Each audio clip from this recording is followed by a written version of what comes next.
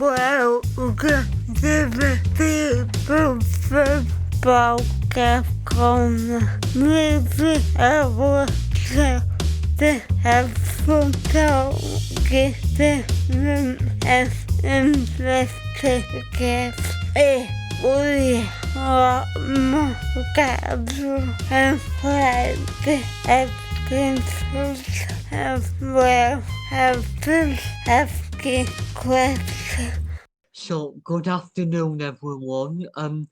Welcome to yet another episode of our podcast, where today we are interviewing Susan Barker. Welcome.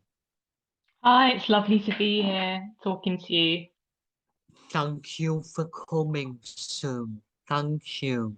So, Sue, who or what inspired you to become a professional author?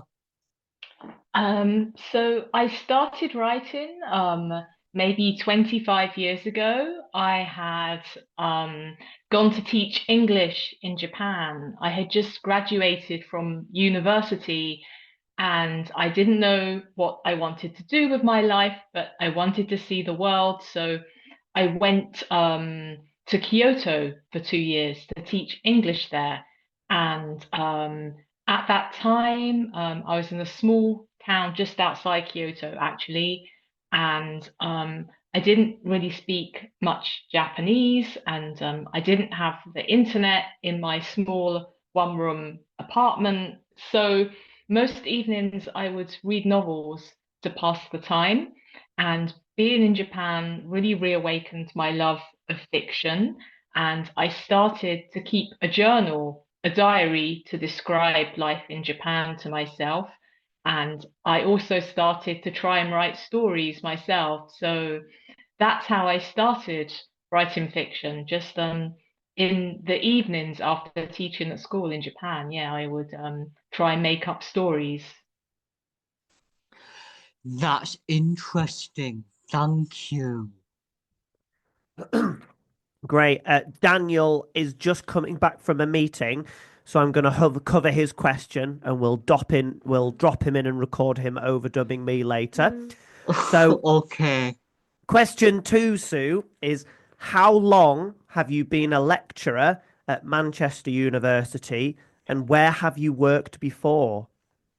Oh, I just would want to say I've worked at Manchester. I work at Manchester Metropolitan University, so it's Okay. different from Manchester University. So I can self-edit that. I can say, I'll do that. I will take it again and I'll go, how long have you been a lecturer at Manchester Metropolitan University, and where have you worked before? So I've been a lecturer at Manchester Metropolitan University in the writing school they have there since 2018. So my math isn't great. 8 years, 7 years. Um, and where have I worked before? I've worked at a university in Leeds for a couple of years, teaching academic writing skills. And I also have lived in Beijing before, in China, and I taught English there for a couple of years to civil servants in the government, and that was very, very interesting. I really got this audio problem and found where was from the were public.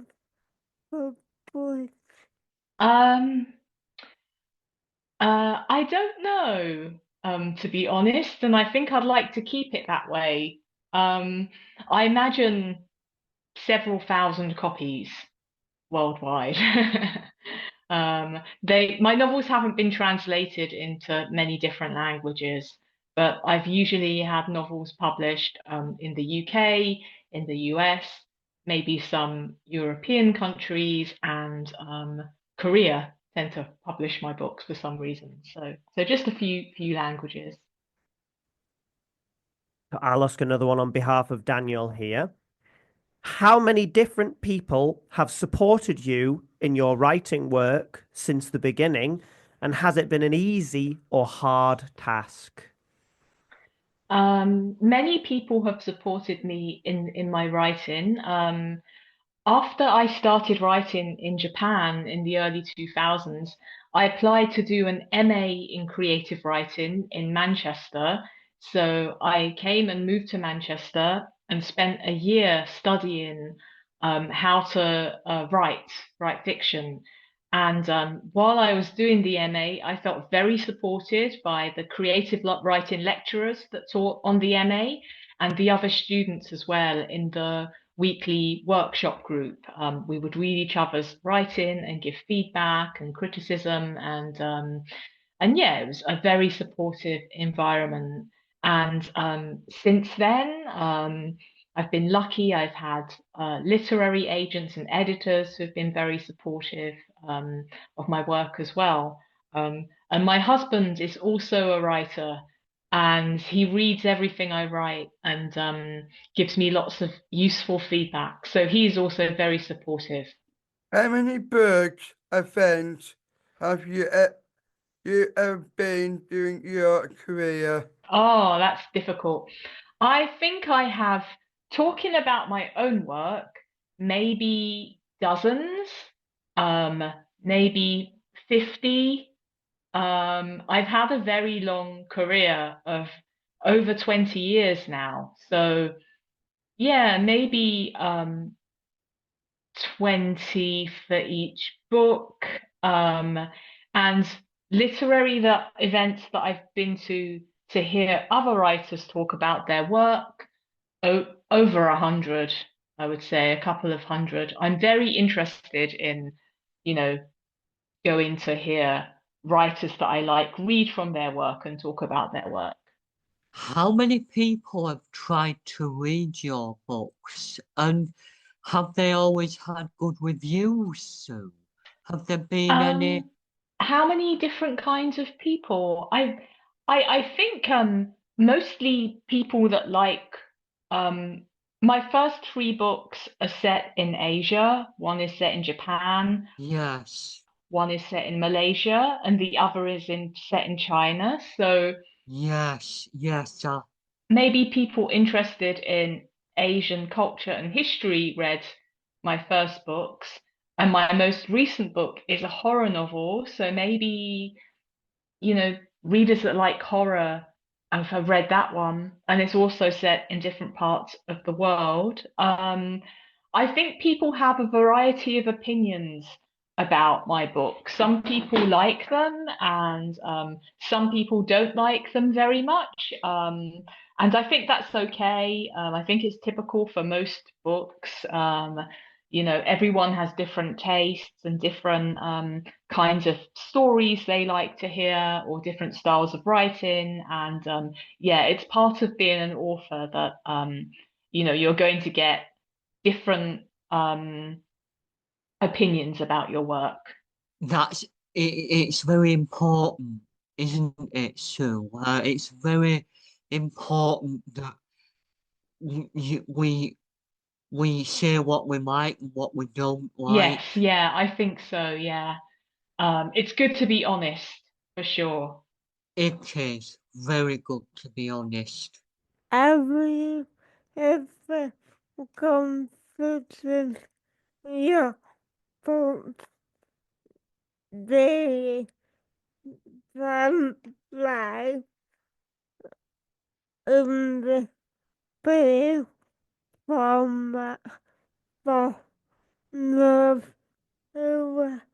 method plan very have all the book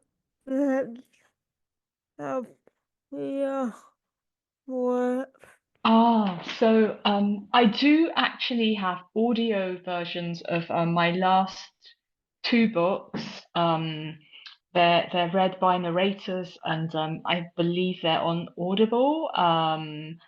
I've never been approached to have my books translated into Braille. I'd be very open to the idea. I'm not quite sure how that happens.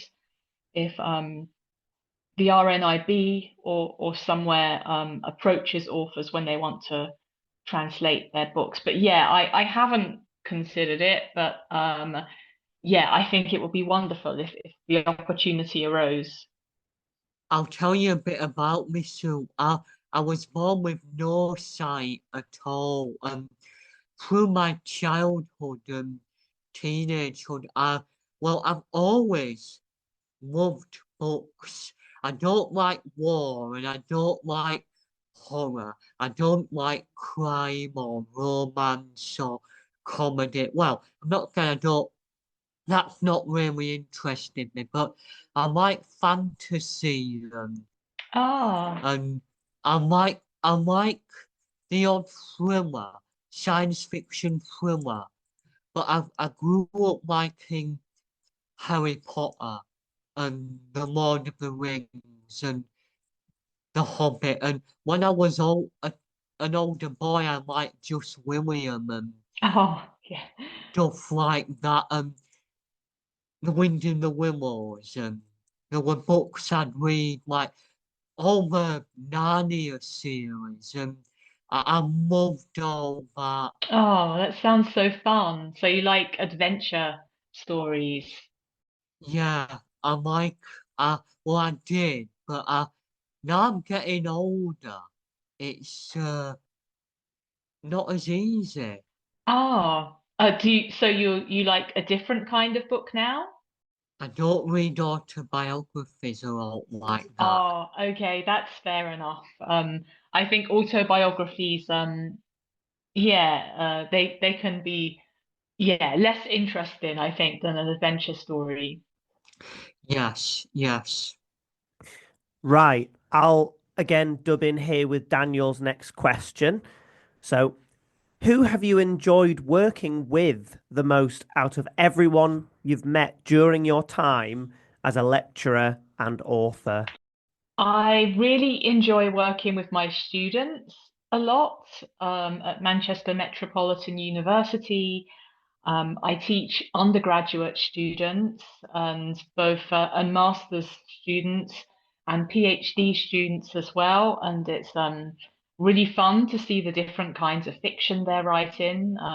Some are writing fantasy and science fiction, and other people are writing much more realist stuff, and some people are writing quite very strange experimental stuff. So it's really fun to sort of read their work and support them as they try to take their writing to the next level. Can I just add that that's a very important thing, Sue. Thanks for saying that because our listeners, some of them who may be starting out on this path, might really take that in, what you just said there, and they might think that very useful. Yeah, it's always, if you're starting out as a writer, it's always good to join a writers group or find friends that are interested in reading your writing, and just having someone to talk about your ideas with, and to give you suggestions about your work can be very helpful and confidence boosting. Yes, yes, that's very true. Every and outside of the major vehicle gives the um about coming over. Is there any particular advice or information you could give to our listeners about becoming an author? Um, I think read as much as you can. I think one thing that helped me become a writer was just my love of books and reading authors and novels that I really admired and trying to write like these writers and learning a lot about the craft of writing from reading those books. And another piece of advice I would give is to just start writing. It can be hard to get going. The blank page can sometimes be intimidating, but I really recommend just start writing down your ideas and trying to write scenes and characters and stories. Are there any further goals which you might like to achieve going forward? Any further goals? Well, I would like to write another book. I have an idea for a book, which is much simpler than my most recent novel, which took me 8 years to write. So my next goal is to write another novel, my fifth novel, but hopefully do it in 2 or 3 years rather than 8. And also, I would like to move house. I'd like to find somewhere to live with a garden so I can grow some vegetables and plant some flowers. That's a lovely dream, Susan.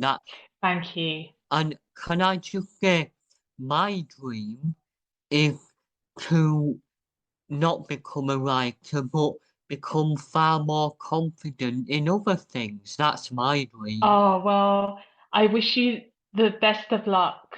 Yeah, you seem very confident. But yeah, confidence is yes, it's something we all have to work on all the time. Well, most of us. Yes, it is. And again, thank you for taking your time today. It's been a lovely experience talking with you. That's all the time we had for today. We all like to say a very big thank you to you, Sue, for giving us her time today. We are always happy to learn about creative people and sharing that with our listeners. And there's anything else you would like to add before we end the show, Sue? No, thank you so much. It's been a pleasure. Thank you for coming. Thank you. Thank you. Thank you for listening to this episode for the PKC Podcast Corner.